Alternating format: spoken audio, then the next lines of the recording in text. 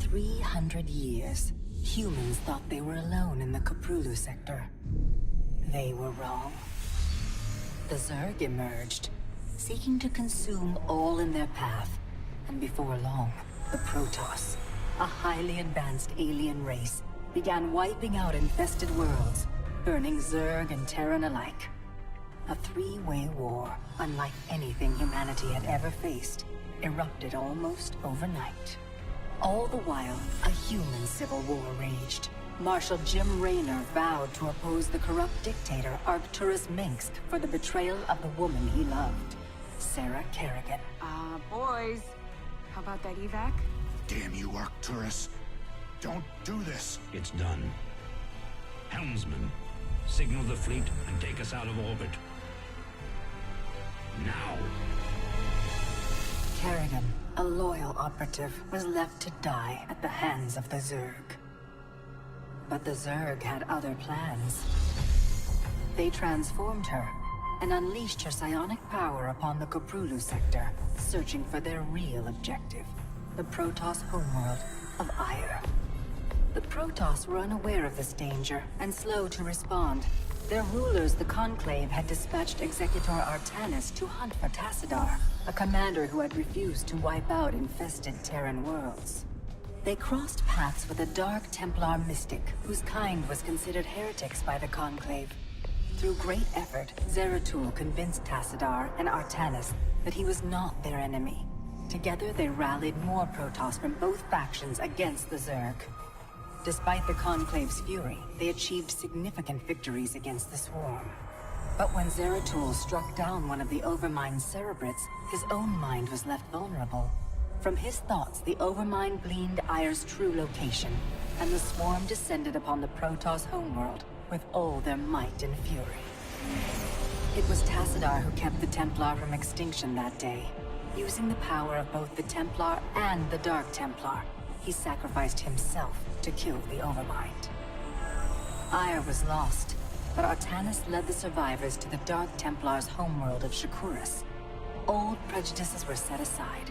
The Templar were now in the Dark Templar's debt. Without the Overmind, the Swarm fractured. Kerrigan sought control of all the Zerg, even enlisting the aid of old friends and enemies like Raynor, Mengsk, and Zeratul. Once her rule was uncontested, the Queen of Blades betrayed them all. Billions of humans and Protoss were killed. The Zerg stood unchallenged, but to the relief of all, the war seemed to end there.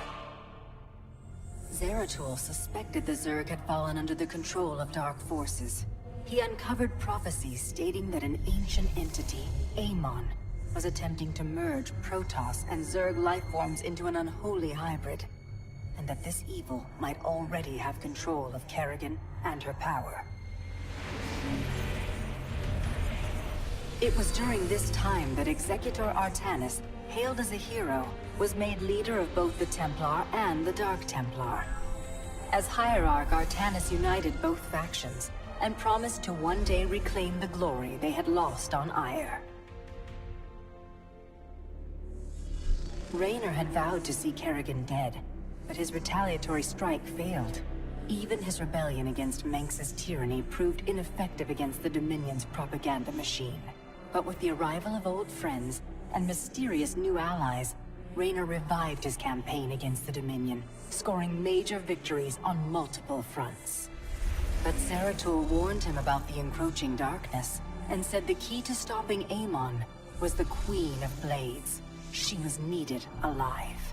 In a daring raid on the Zerg homeworld of Char, armies from the Dominion and Raynor, with help from Arcturus' son Valerian, used an ancient Zelnaga artifact to neutralize Kerrigan's power and free her from Amon's grasp. The Queen of Blades was helpless. The Dominion wanted her dead. Raynor couldn't allow it.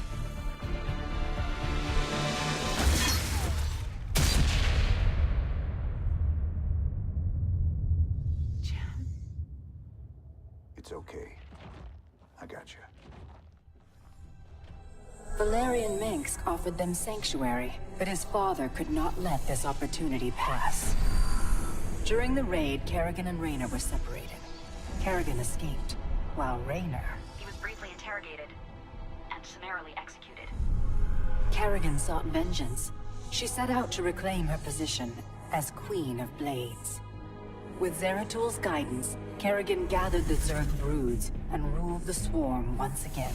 Only this time, free. The killing will never stop. Until Minsk is dead. Kerrigan began dismantling the Dominion's military, one mission at a time. To her surprise, she learned that Raynor was still alive. She charted a course to Korhal, Minsk's stronghold. Despite encountering his best troops and traps, she personally ended his life. But there was little time to celebrate.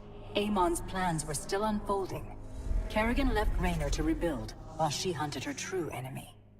Raynor and Valerian Minsk set about reforming the Dominion, with a just government. With the Zerg and Terrans quelled, Hierarch Artanis saw an opportunity. He declared that the unified Protoss, Templar and Dark Templar alike, would retake Ire. Any dissenting voices went unheard amid the hope for reclamation. Zeratul set off alone, searching for the truth, hoping against hope that the Hierarch was not making a terrible mistake.